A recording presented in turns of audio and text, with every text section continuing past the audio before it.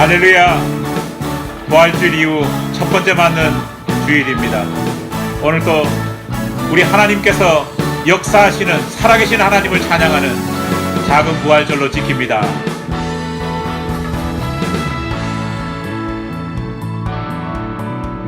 하늘 위에 주님밖에,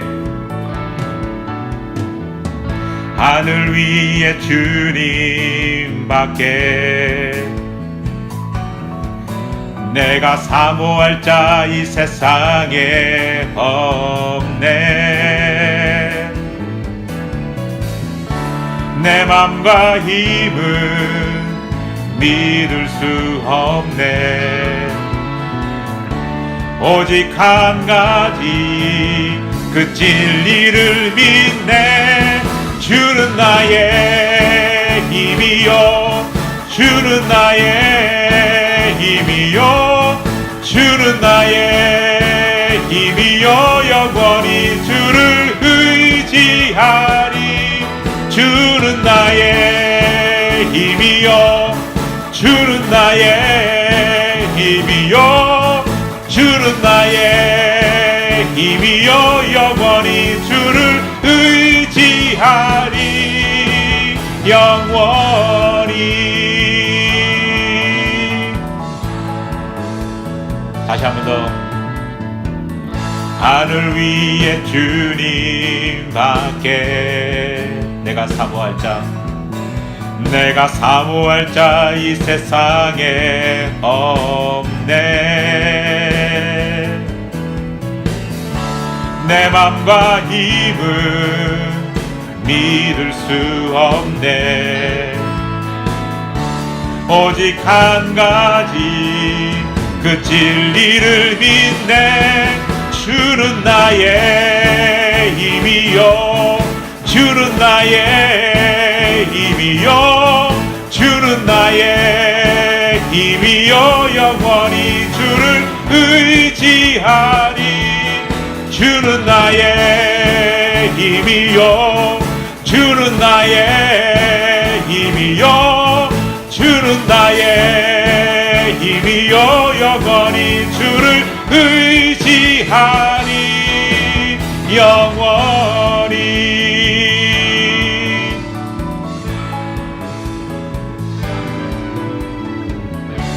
내 맘과 힘은 믿을 수 없네. 오직 한 가지 그 진리를 믿네. 주는 나의 힘이요, 주는 나의 힘이요, 주는 나의 힘이요. 영원히 주를 의지하리. 주는 나의 힘이요, 주는 나의 힘이요, 주는 나의 힘이요. 영원히 주를 의지하리. 주는 나의 힘이요, 주는 나의 힘이요, 주는 나의 힘이요. 영원히 주를 의지하리. 주는 나의 힘이요, 주는 나의 힘이요, 주는 나의 힘이요. 영원히 주를 의지하리. 의지하리.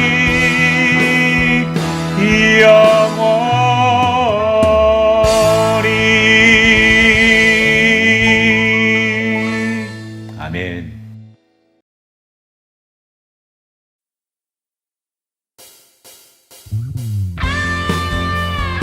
다시 재림하실 주님을 기대하며 우리 다시 한 번 더 힘차게 찬양드리겠습니다.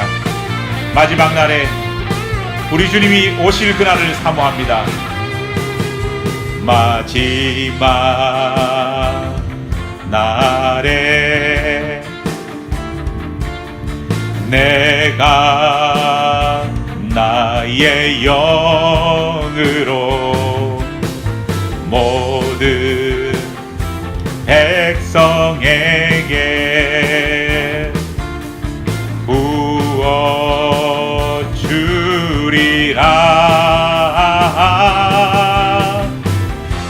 자녀들은 예언할 것이요 청년들은 환상을 보고 아비들은 꿈을 꾸리라.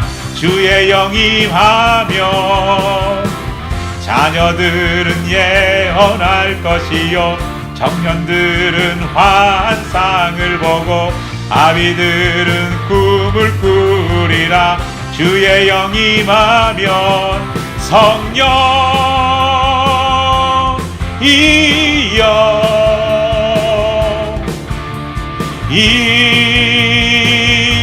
임하소서. 성령이여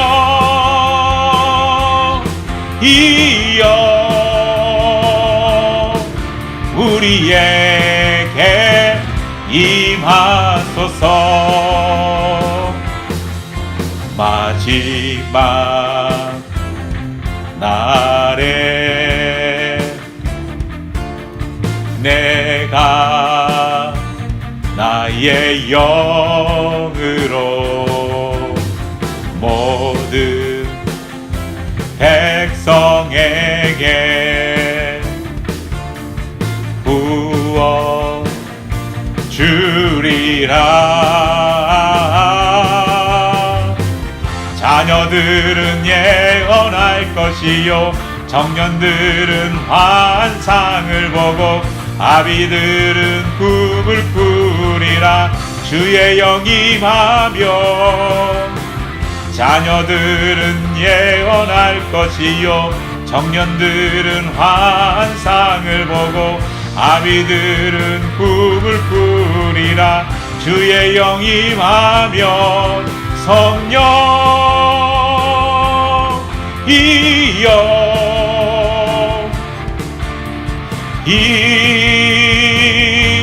임하소서.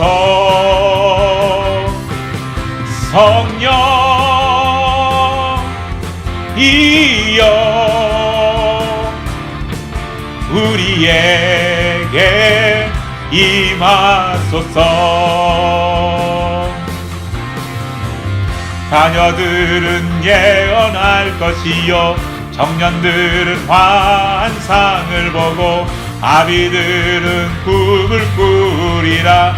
주의 영이 임하면 자녀들은 예언할 것이요 청년들은 환상을 보고 아비들은 꿈을 꾸리라. 주의 영이 임하면 성령이여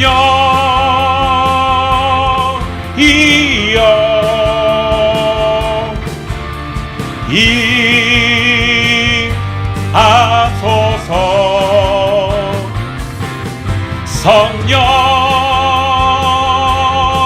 성령이여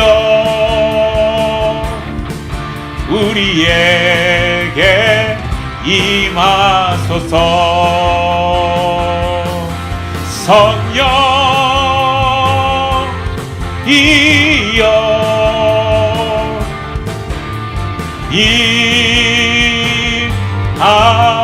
임하소서.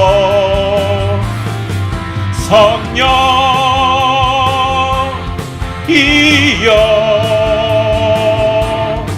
우리에게 임하소서.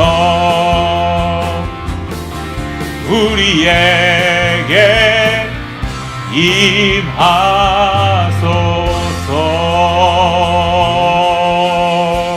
할렐루야. 오늘 우리의 예배 가운데 고백드리는 모든 입술의 고백이 주께 연락되기를 기원합니다. 나의 입술의 모든 말과 나의 마음의 묵상이 주께 연락되기를 원하네. 생명이 되신 주 반석이 되신 주 나의 입술의 모든 말과 나의 마음의 묵상이 주께 연락되기를 원하네. 나의 입술의 모든 말과 나의 마음의 묵상이 주께 연락되기를 원하네. 소망이 되신 주, 능력이 되신 주, 나의 입술의 모든 말과 나의 마음의 묵상이 주께 연락되기를 원하네. 나의 입술의 모든 말과 나의 마음의 묵상이 주께 연락되기를 원하네.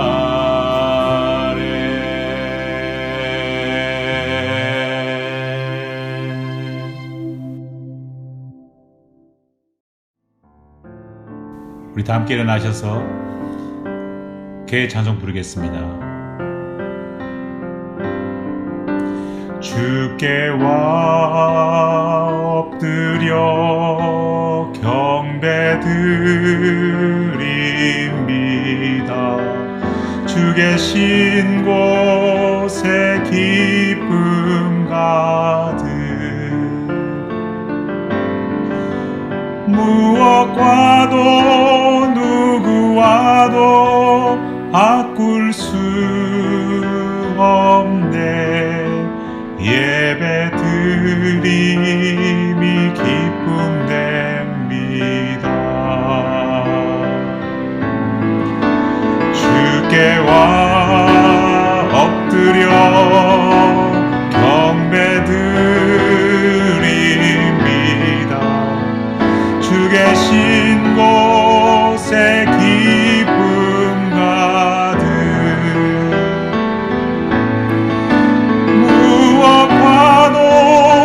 누구와도 바꿀 수 없네. 예배 드림이 기쁨 됩니다. 무엇과도 누구와도 바꿀 수 없네. 예배 드림이 기쁨 됩니다. 예배 드림이 기쁨 됩니다. 예배 드림이 기쁨 됩니다.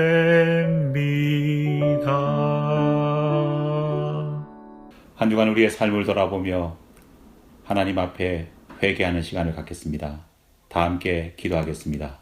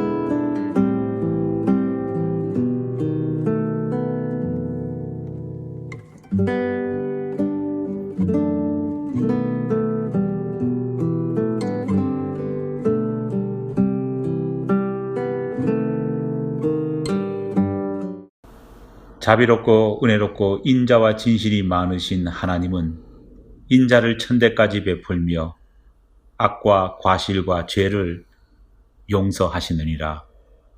아멘. 사도신경으로 신앙 고백하겠습니다.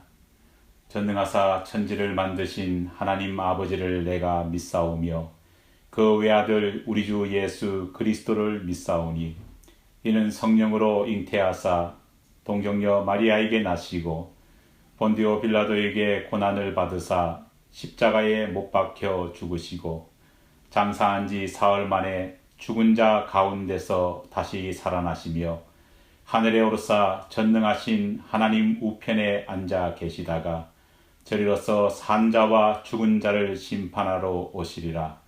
성령을 믿사오며 거룩한 공회와 성도가 서로 교통하는 것과 죄를 사하여 주시는 것과 몸이 다시 사는 것과 영원히 사는 것을 믿사옵나이다. 아멘.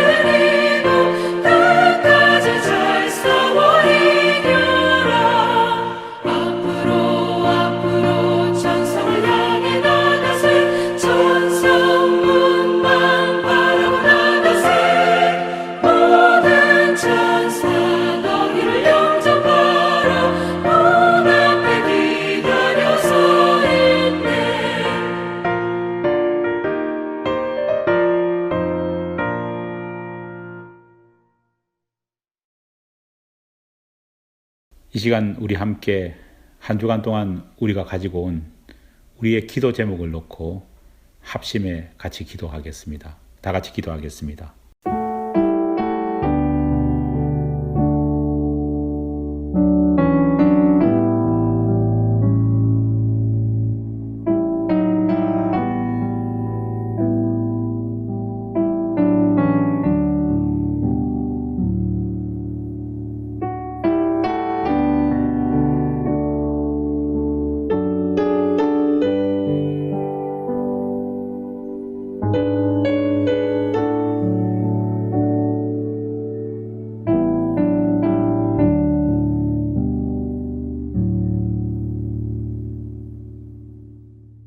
오늘 예배에 참석해 주신 여러분 모두를 주님의 이름으로 환영합니다. 부활절에 봉헌 드렸던 강단을 장식하는 꽃나무는 예배를 마친 이후에 본인 이름을 확인하신 이후 집으로 가져가시면 되겠습니다. 그리고 부활절까지 우리가 함께 모았던 사랑 나누기는 이호성 목사님과 함께 따뜻한 식사 한 끼를 또 스페니시 친구들에게 제공하는 것으로 사용하도록 하겠습니다.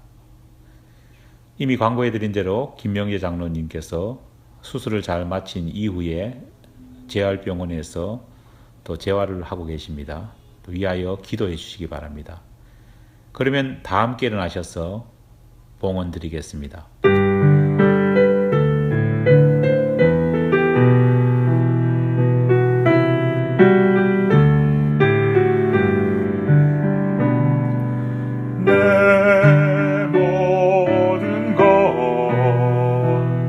나의 생명까지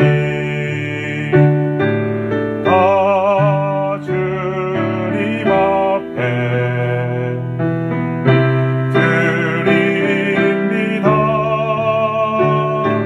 주 임재 안에서 이제 내 영혼 자유에 내가 주의 거룩한 이름을 높이며 봉헌하리. 어린 양 찬양하리. 내 평생 그 하나로 충분해요. 어린 양 찬양하리. 내가 주께 봉헌하면서 내가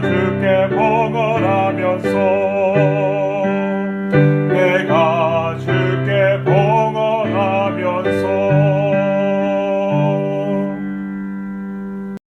하나님 아버지 감사합니다. 오늘 또 귀한 예배 가운데 모이게 하시고 예물을 드릴 수 있도록 은혜 주시니 감사드립니다. 늘 주님이 주시는 은혜를 기억하며 그것을 주님 앞에 감사하며 돌려드리는 일에 우리 모두가 최선을 다할 수 있도록 도와주시옵소서. 오늘 또 드려진 헌금 가운데 하나님 은혜를 더하셔서 하나님이 원하시는 곳에 바르게 사용될 수 있도록 우리에게 지혜를 허락하여 주시옵소서. 예수님 이름으로 기도드립니다. 아멘. 서신 채로 하나님 말씀 받도록 하겠습니다. 오늘 우리에게 주시는 하나님 말씀 마태복음 11장 7절 한 절 말씀입니다. 신약성경 마태복음 11장 7절 한 절 말씀입니다. 주신 하나님 말씀 제가 봉독해 올리겠습니다.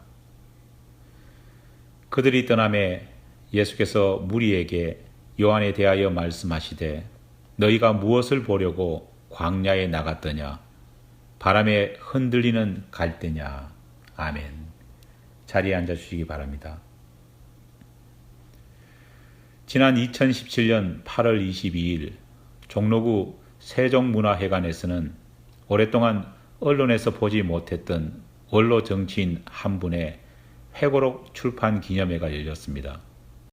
1993년 12월 김영삼 대통령 집권 시절 국무총리로 발탁된 후 당시 권력 2인자로 자리매김하고 있던 최영우 의원의 면전에 거침없이 호통을 쳤던 그는 1997년 대통령 선거 당시 대통령 선거 후보로 출마해 당시 당선된 김대중 국민회의 총재와 1.6%라는 근소한 차이로 아쉽게 패했던 이회창 총리입니다.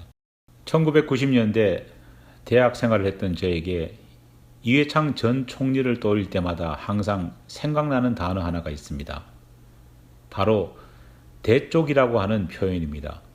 물론 그분이 실제 대쪽 같은 삶을 살았는지 그렇지 않았는지에 대한 평가는 사람들마다 서로 다를 수 있습니다.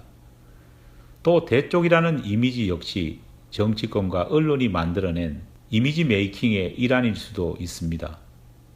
하지만 감사원장 시절 그분이 이룬 성과나 실제 외모에서 풍겼던 이미지는 대쪽이라는 말이 참 잘 어울릴 만큼 깐깐함 그 자체였습니다. 대쪽 이회창, 정말 그분은 바람 앞에 전혀 흔들리지 않는 대쪽 같은 삶을 한결같이 살았을까요?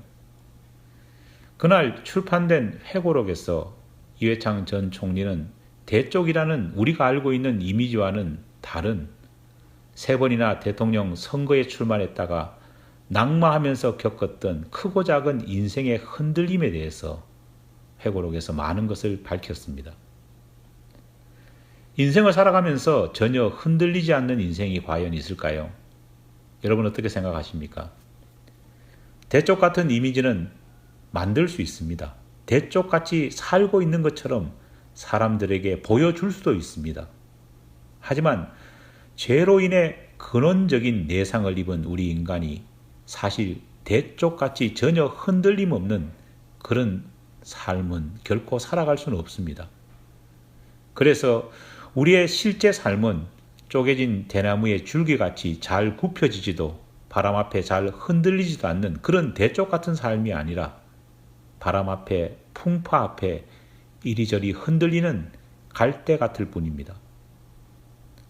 목회를 하면서 이런 상담을 참 많이 받습니다. 목사님, 제 믿음이 왜 그렇게 약한지요?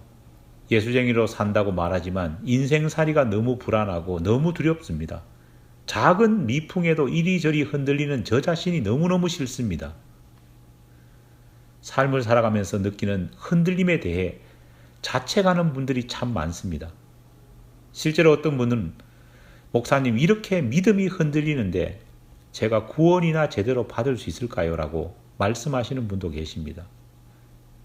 우리는 살아가면서 흔들리는 모습 자체를 부끄러워하고 두려워합니다. 신앙적인 부분을 넘어 남자분들은 가장으로서 아버지로서 흔들리는 자신의 모습을 가족들에게 보여주는 것을 싫어합니다. 실제로 한국 사회는 아주 오랫동안 남자는 계집애처럼 흔들리는 모습을 보여서는 안 된다는 강요하는 강요를 받았습니다. 저 역시 자라면서 돌아가신 저희 할아버지에게서 여러분들도 많이 들었을 남자는 평생 딱 3번만 눈물을 흘려야 한다는 말을 수시로 듣고 자랐습니다. 어린 시절 길을 가다 넘어져 무릎에 상처가 생겨 울먹일 때면 어김없이 할아버지로부터 할머니로부터 들었던 말이 남자가 울면 쓰나 라는 남자답게 흔들리지 말라는 말이었습니다. 사실 여성들도 예외는 아닙니다. 여성분들에게는 어머니 같은 강인한 모습이 요구되었습니다. 그래서 우리 옛 전통에서 결혼한 여자분들은 어떤 세상 풍파가 와도 자신의 감정을 드러내지 말아야 했습니다. 감정의 동료, 감정의 흔들림 없는 이미지를 요구받았습니다. 시집간 여자는 힘들 때 울지 말고 불평하지 말고 참을 인자를 가슴에 새기면서 견뎌야 하는 것을 미덕으로 가르쳐 왔습니다. 하지만 우리가 아무리 남자답게 살려고 노력해도 아무리 어머니답게 살려고 노력해도 실제 우리 삶은 대쪽이 아니라 늘 흔들리는 갈대일 뿐입니다. 그런 자신의 모습이 너무 싫어 그것 때문에 더욱더 자신을 자책하는 분들이 얼마나 많은지 모릅니다. 그런데 여기서 우리가 알아야 할 중요한 사실이 있습니다. 우리는 자꾸 우리의 흔들림, 우리가 영적으로나 감정적으로 흔들리는 그 자체를 죄로 생각합니다. 흔들리는 자신도 그것을 지켜보는 사람들도 다 같이 그렇게 말합니다. 하지만 하나님께서는 이런 우리의 생각과 전혀 다른 견해를 우리에게 말씀해 주십니다.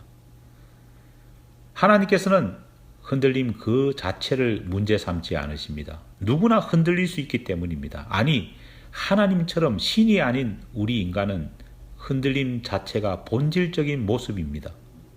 문제는 흔들림이 아니라 그 흔들림을 통해 어떤 결과, 어떤 결론에 도달했는지의 문제입니다. 믿음과 불신, 은혜와 죄의 구분은 흔들린다는 그 현상을 보고 판단하는 것이 아니라 그 흔들림 속에서 어떤 것이 잉태되었느냐, 그 결과에 달린 것입니다. 예수님께서 십자가를 지시기 위해 로마 병정들에게 체포되던 그 밤 심하게 흔들렸던 2사람이 있었습니다. 예수님의 수제자였던 베드로는 그날 밤 태풍을 맞은 작은 나무처럼 심하게 흔들렸습니다. 자신이 누구인지를 묻는 작은 여자아이의 질문에도 베드로는 사시나무 떨듯 두려워했습니다. 3년 동안 목숨을 바친다는 신념 아래 섬겨왔던 스승 예수를 부인해버릴 만큼 베드로는 흔들렸습니다.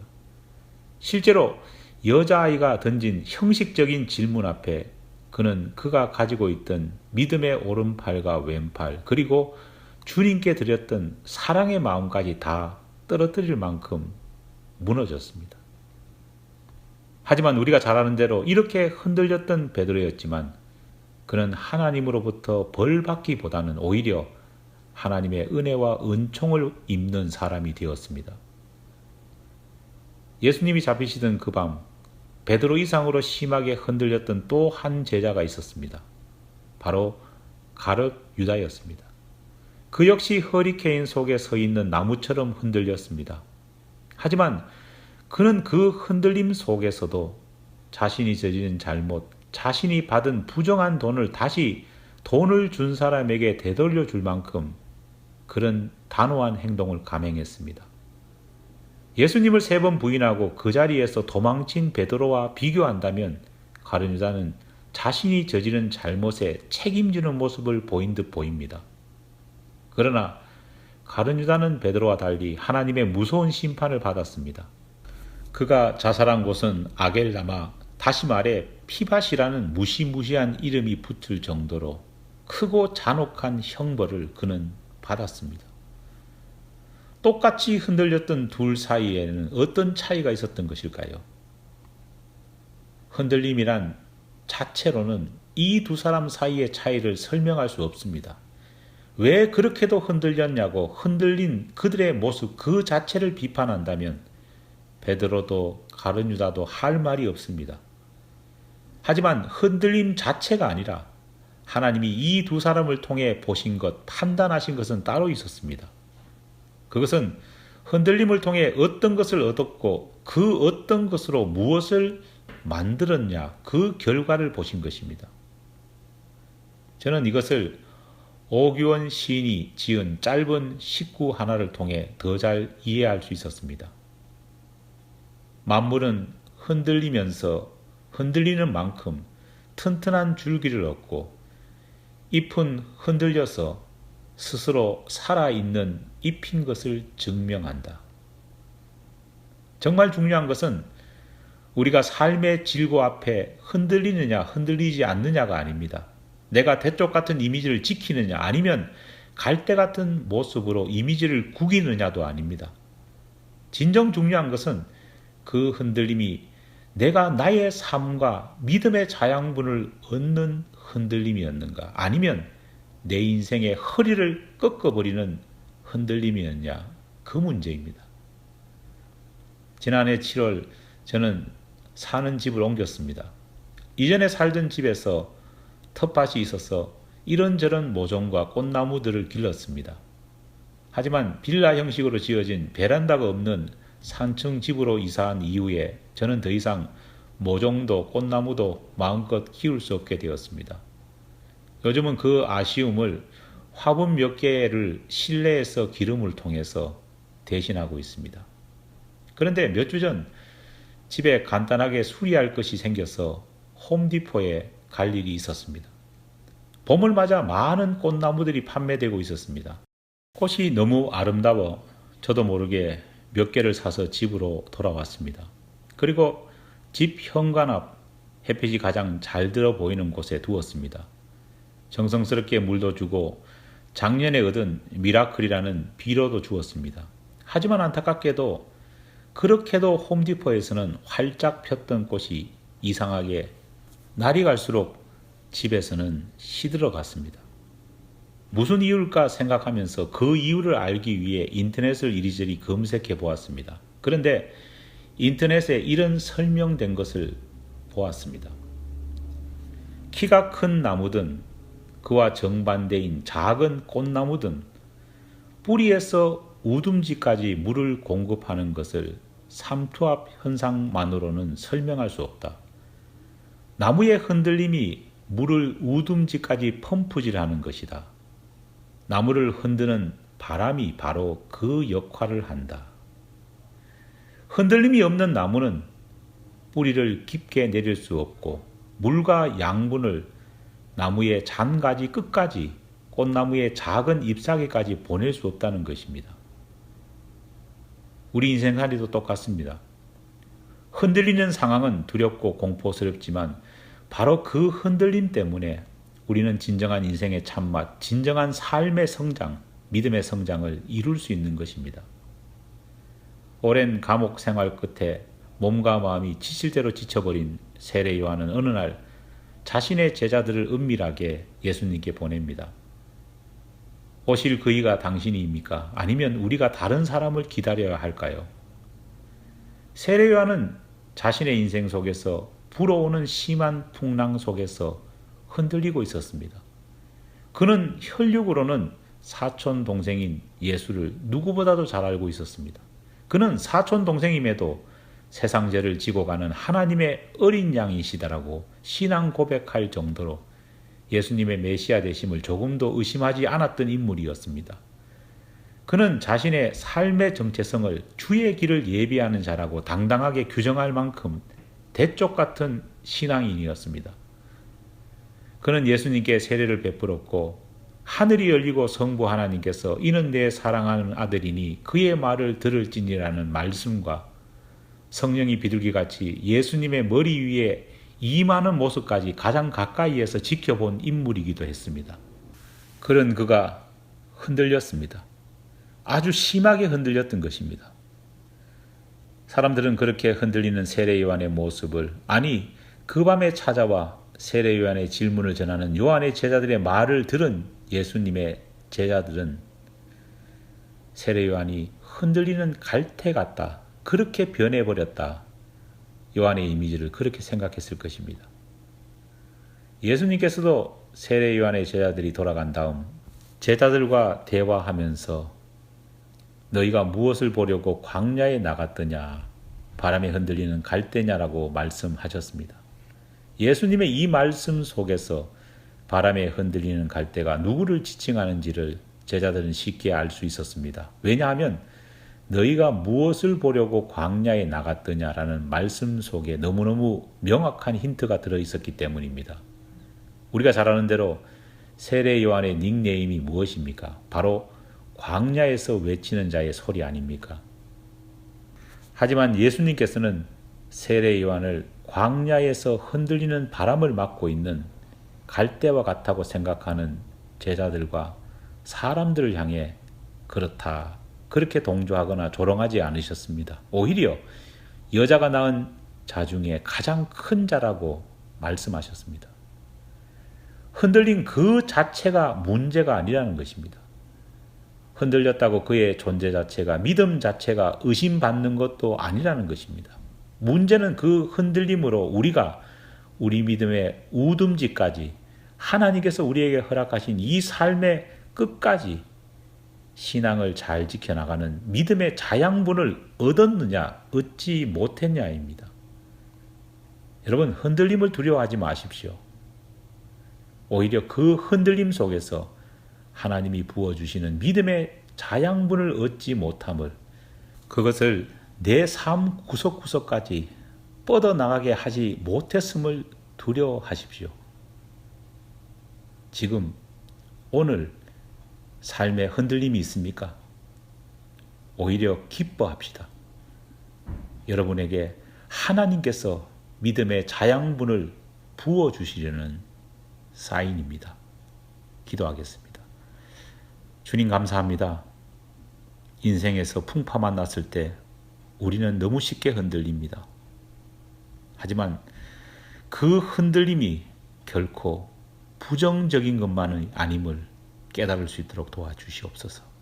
오늘 말씀처럼 비록 흔들린다고 할지라도 그 흔들림을 통해서 믿음의 자양분을 우리 삶 깊이, 우리의 믿음 구석구석까지 펼쳐나갈 수만 있다면 오히려 흔들림으로 인해서 우리가 더욱더 성장함을 깨닫고 오히려 흔들림 속에서 담대하게 나아가며 그 속에서 주님을 분명하게 발견할 수 있는 우리 모두가 되게 도와 주시옵소서.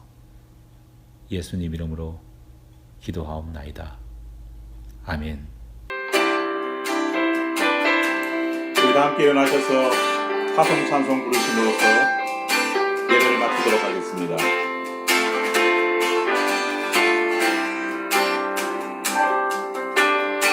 성령이여 임하소서 내 마른 나의 심령 위에 주님의 은혜에 담비 내려 나를 뻑 적셔 주옵소서. 주의 권세 주의 능력 지금 이 시간 임하셨소. 악한 권세 모두 깨뜨리고 주님 나라 임하소서. 영광 할렐루야 예수의 그 피가 내게 승리 주네 구원이 되시네. 영광 할렐루야 예수의 이름이 능력되네 소망이 되시네.